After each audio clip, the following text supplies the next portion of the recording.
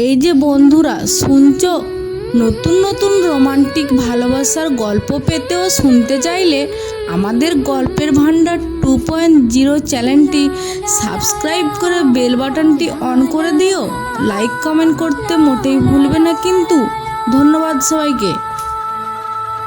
বিকেলের রোদটা নরম হয়ে এসেছে।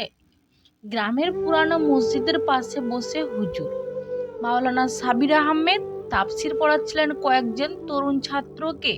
শান্ত বিনয়ী মানুষ, মুখে হালকা দাড়ি, চোখে গভীর প্রশান্তি।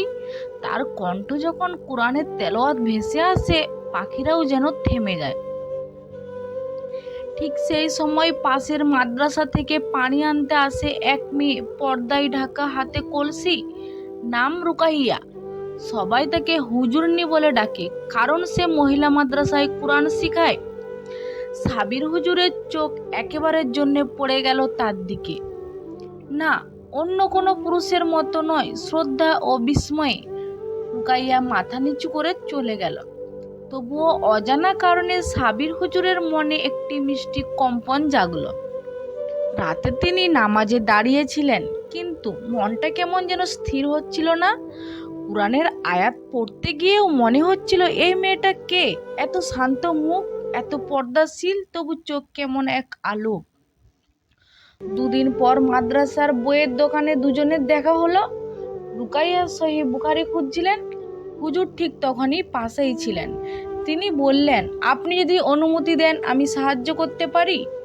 রুকাইয়া হালকা অবাক হয়ে বললেন, জি, দরকার নেই, আমি নিজেই পেয়ে যাব। কিন্তু তার থেকে বইটা নামাতে গিয়ে সে হঠাৎ পড়ে গেল সরাসরি সাবির হুজুরের কাঁধে। দুজনের চোখ এক মুহূর্তের জন্য মুখোমুখি হলো, দুজনেই লজ্জায় লাল। সাবির হুজুর হেসে বললেন, এই বুখারী শরীফ আজ আমাকে আঘাত করলো, মনে হয় আজ আপনি আমার ভাগ্যে লেখা। রুকাইয়া তৎক্ষণাৎ বললেন, আস্তাগফিরুল্লাহ, এমন কথা বলবেন না। কিন্তু হুজুরের মুখে হাসি, তার লজ্জা। দুজনেই বুঝলেন কিছু একটা অচেনা বন্ধন শুরু হয়েছে। একদিন বৃষ্টি পড়ছিল, মাদ্রাসায় বারান্দায় রুকাইয়া ছাত্রীদের নিয়ে দোয়া পড়াচ্ছিল। সাবির হুজুর পাশ দিয়ে যাচ্ছিলেন। তিনি থেমে বললেন, আপনার পড়ানোটা শুনে মনে হলো দোয়া কবুল হবেই। রুকাইয়া একটু হেসে বললেন, ইনশাআল্লাহ। তবে দোয়াই নেক নিয়ত থাকলে আপনার তো নিয়ত একটু দুষ্টু মনে হলো। সাবির হুজুর বললেন, আমার নিয়ত দুষ্টু নয়, শুধু চাই একদিন কেউ আমার নামটাই দোয়ায় রাখুক। রুকাইয়া চোখ নামিয়ে ফিসফিসিয়ে বললেন, যদি আমি রাখি আপনি রাগ করবেন না তো? বৃষ্টির গায়ে পড়ে দুজনের চোখে এক মিষ্টি হাসির রেখা। মসজিদের ঘড়ির টিকটিকের সঙ্গে নতুন ভালোবাসার সূচনা হলো। ইসলামের নিয়মের মধ্যেই রাতটা ছিল একেবারে শান্ত। মসজিদের পাশের পুরানো আম গাছের নিচে বসে সাবির হুজুর তাসবিহ ঘোরাচ্ছিলেন।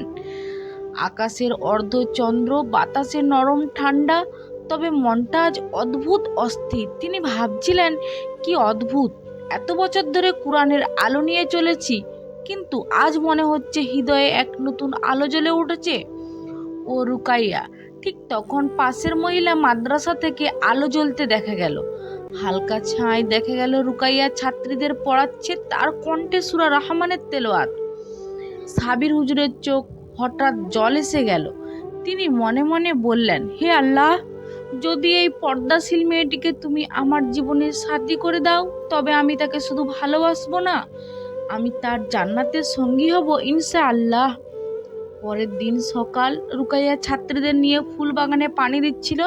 তখনই হুজুর এলেন পাশ দিয়ে। তিনি হালকা কাশলেন, যেন ইচ্ছাকৃত মনোযোগ টানার জন্য। রুকাইয়া তাকালেন, শান্ত হাসি দিয়ে বললেন, আসসালামু আলাইকুম হুজুর। ওয়ালাইকুম আসসালাম রহমতুল্লাহ। হুজুর উত্তর দিলেন, আপনার গাছগুলো দেখে মনে হচ্ছে ফুলও আপনার দোয়ায় ফোটে। রুকাইয়া হেসে বললেন, না হুজুর, দোয়া তো সবাই করে, তবে যার নিয়ত সুন্দর তার দোয়াতেই বরকত আসে। হুজুর বললেন, তাহলে আপনি আমার জন্য একটা দোয়া করবেন?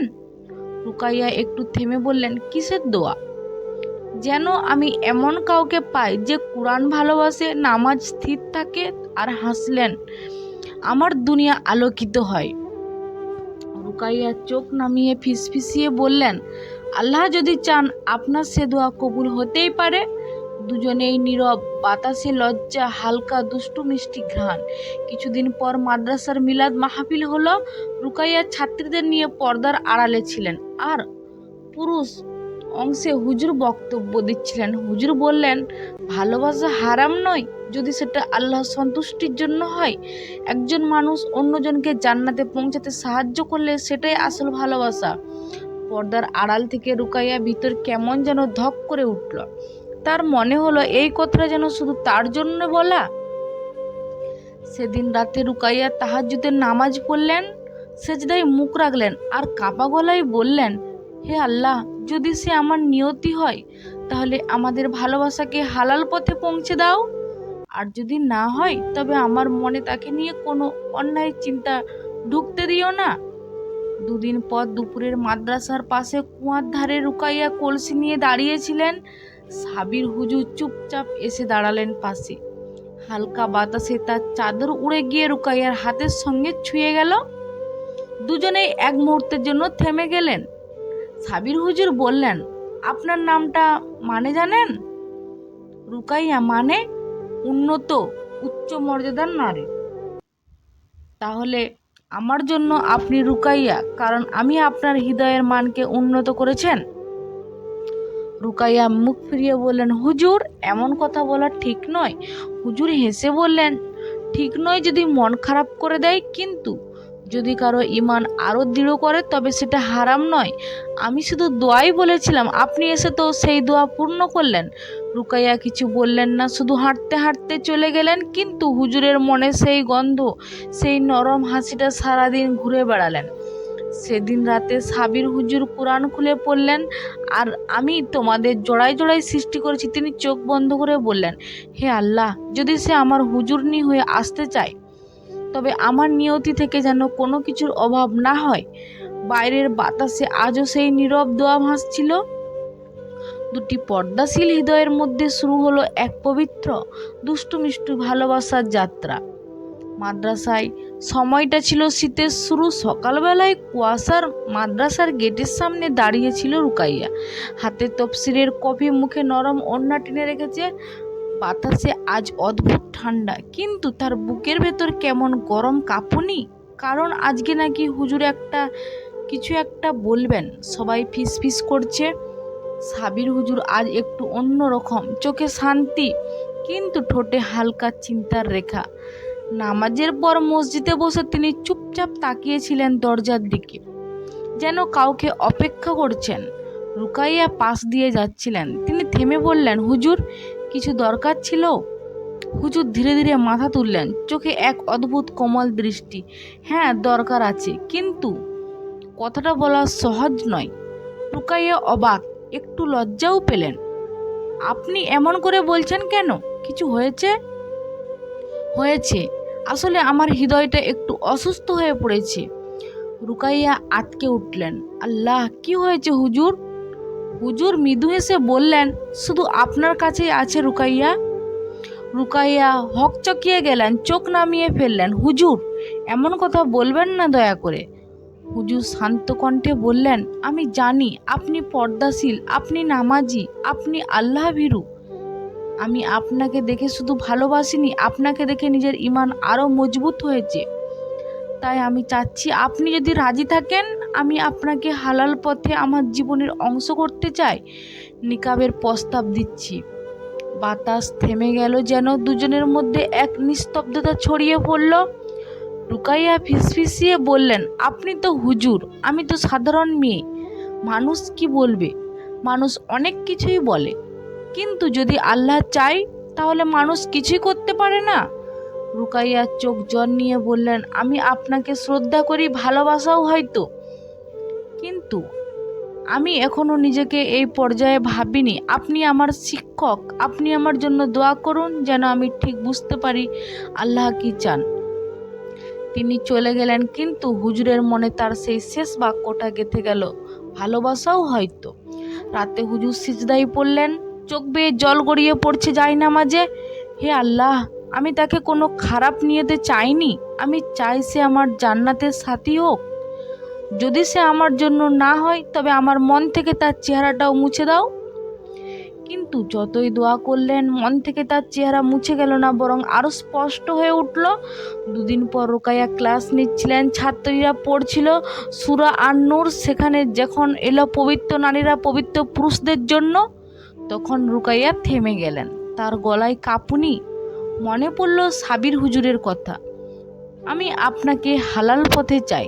বিকেলে তিনি সাহস করে এক চিঠি লিখলেন অল্প কথায়, আসসালামু আলাইকুম, আমি দোয়া করেছি যদি এটা আল্লাহ লেখা হয় তবে যেন আপনাকে আমি আমার রবের পথে পাই, তবে এক শর্তে, আমাদের ভালোবাসা যেন সবসময় ইসলামের নিয়মে থাকে।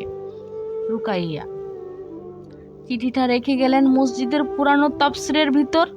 সন্ধ্যায় হুজুর তাফসির খুলে দেখলেন সেই চিঠি পড়ে মুখে শান্ত হাসি ফুটে উঠল। তিনি কাঁপা কণ্ঠে বললেন, আলহামদুলিল্লাহ, আমার প্রিয় হুজুরনি রাজি হয়েছে। সেদিন রাতে বাতাসে ছিল জান্নাতি শান্তি। মসজিদের আজান যেন আরো মিষ্টি লাগছিল। আরে দূরে মহিলা মাদ্রাসার বারান্দায় দাঁড়িয়ে রুকাইয়া হালকা হাসলেন। তার ঠোঁটে আজ এক নতুন দোয়া, হে আল্লাহ, যেন আমি তার জান্নাতের অর্ধাংশ হয়। মাদ্রাসার আঙিনায় আজ অন্যরকম ব্যস্ততা। ছাত্ররা গাছে বাতি ঝুলাচ্ছে, হুজুরদের মধ্যে কেউ নামাজের সময় ঠিক করেছে, কেউ দোয়া প্রস্তুত করছে। কারণ আগামী শুক্রবার মাওলানা সাবির আহমদ ও রুকাইয়ার আক্তারের নিকাহ হতে চলেছে। খবরটা গ্রামে ছড়িয়ে পড়েছে। সবাই বলছে দুজনেই আল্লাহ ভীরু, এই নিকাহ নিশ্চয়ই বরকত আছে। কিন্তু যার জীবন এতদিন কোরআন, তাফসির আর ছাত্রদের মধ্যেই কেটেছে, সে সাবির হুজুর এখন নিজেকে একেবারে নতুন মানুষ মনে করছেন। তিনি চুপচাপ দাঁড়িয়ে ভাবছেন, রুকাইয়া এখন আমার হুজুরনি হবে, আল্লাহ, আমি যেন তাকে কখনো কষ্ট না দিই। সন্ধ্যার পর রুকাইয়া মহিলা মাদ্রাসার দোতলায় বসে ছাত্রীদের কোরআন শিখাচ্ছিলেন। ঠিক তখনই এক সহপাঠিনী এসে বলল, শুনেছ, সাবির হুজুর নাকি নিকাহের দিনে এক দোয়া পাঠ করবেন, যেখানে কনের নাম নাকি গোপন থাকবে। রুকাইয়া মুখ লাল হয়ে গেল। আমার নাম গোপন কেন? আমি তো পাপ করছি না, আমি তার স্ত্রী হব ইনশাআল্লাহ, তাহলে নাম বলতেই তো পারবে। রাতেই তিনি এক ছোট্ট কাগজে লিখলেন, আপনি আমার নাম নিতে লজ্জা পান কেন? আপনি তো বলেছিলেন আমি আপনার হালাল ভালোবাসা, তাহলে সবাই জানুক আমি আপনার রুকাইয়া। চিঠিটা পাঠালেন এক ছোট্ট ছেলেকে দিয়ে।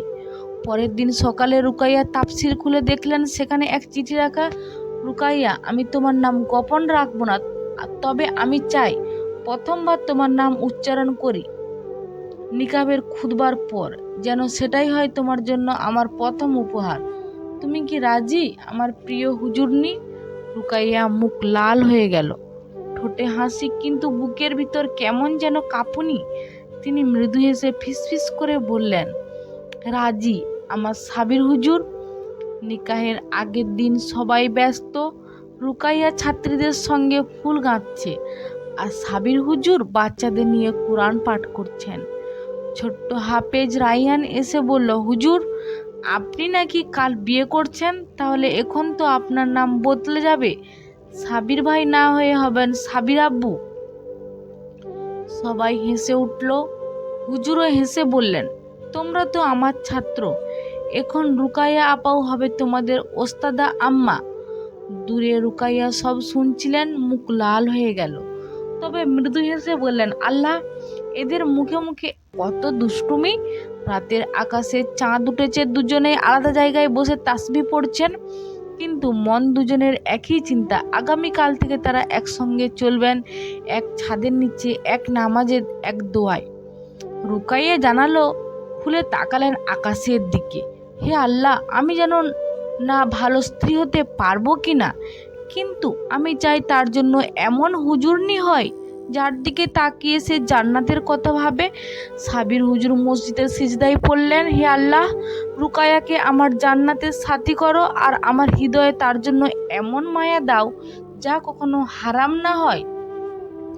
আজ গ্রামের মানুষ মসজিদের আঙিনায় ভিড় জমিয়েছে, ফুলে ফুলে সাজানো বারান্দা, কুরআনের তেলাওয়াত চলছে, হুজুর বসে আছেন সামনে। নিকায়ের সময় যখন এলো, কাজী সাহেব বললেন, মাওলানা সাবির আহমেদ, আপনি কি রুকাইয়া আক্তারকে আপনার স্ত্রী হিসাবে গ্রহণ করছেন?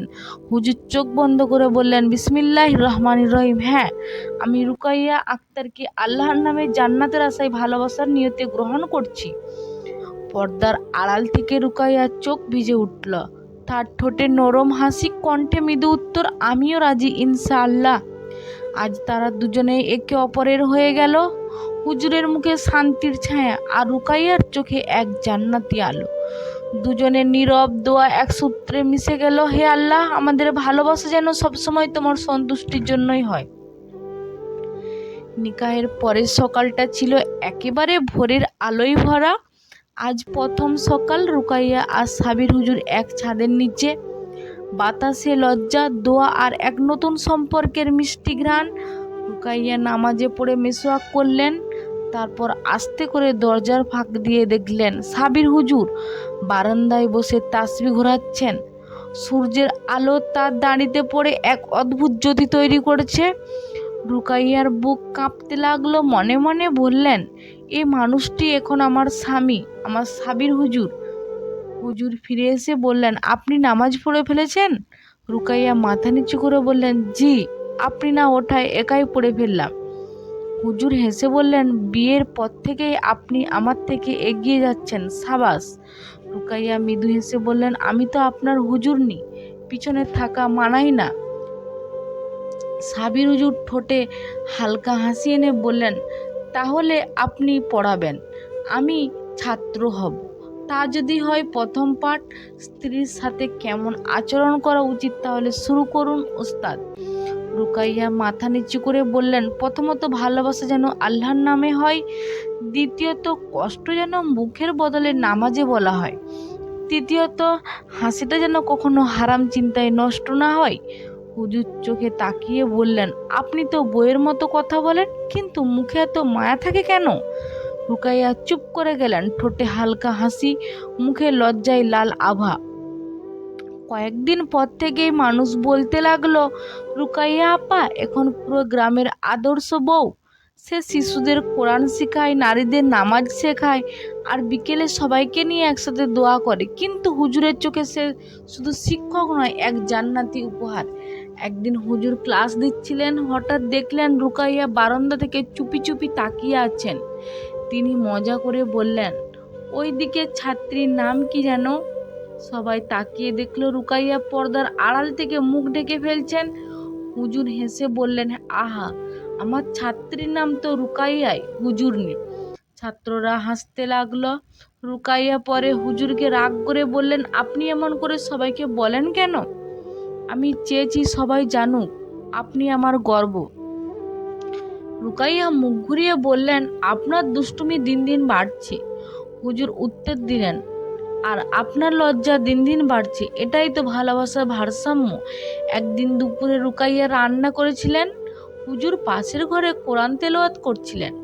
তখন এক মহিলা এসে বলল, রুকাইয়া আপা, শুনেছি হুজুরকে গ্রামের মসজিদে স্থায়ী ইমাম বানাচ্ছে। রুকাইয়া চুপ করে গেলেন, মনে কেমন একটা খচখচানি। তাহলে তিনি হয়তো এখন অন্য গ্রামে চলে যাবেন। রাতের খাবারে তিনি কিছু বললেন না। হুজুর বললেন, আজ আপনি চুপ কেন? কিচ্ছু না, নিশ্চয়ই কিছু হয়েছে।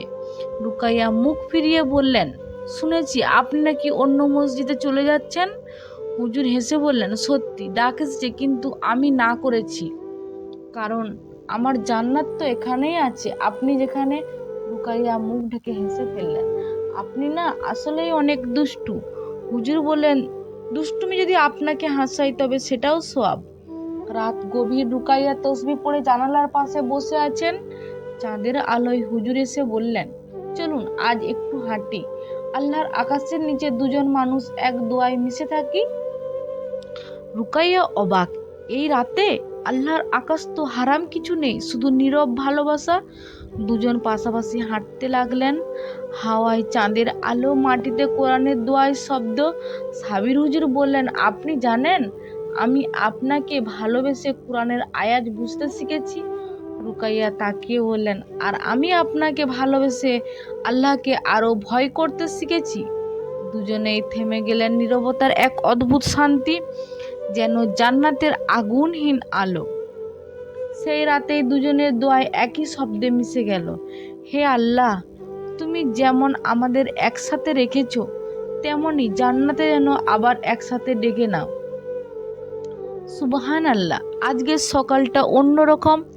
আসমা জানলার পাশে বসে কোরআন তেলাওয়াত করছে, গলা যেন মধুর সুরে ভাসছে। রুহুল হুজুর দরজার পাশে দাঁড়িয়ে শুনছেন, কিন্তু কিছু বলছে না। তার মনে কেমন এক শান্তি আর কাঁপুনি একসাথে কাজ করছে। এতদিন সে শুধু ইমাম, শিক্ষক, দায়ী হিসাবে আসমাকে দেখেছে। আজ প্রথমবার মনে হচ্ছে এই মেয়েটি যেন তার দোয়ায় পাওয়া এক রহমত। তেলাওয়াত শেষ করে আসমা তাকালো, চোখাচোখি হলো, একটা হালকা হাসি বিনিময়। রুহুল হুজুর একটু সরে গেল, কিন্তু মুখে বলল না কিছু। আসমা মনে মনে বলল, আল্লাহ, এই মানুষটা কেন আমার নাম শুনলেই থেমে যায়। রুহুল মনে মনে বলল, ইয়া আল্লাহ, এ কি আমার ইমানের পরীক্ষা। রাতের তারার আলোর মসজিদে পেটনে উসনে বসে রুহুল।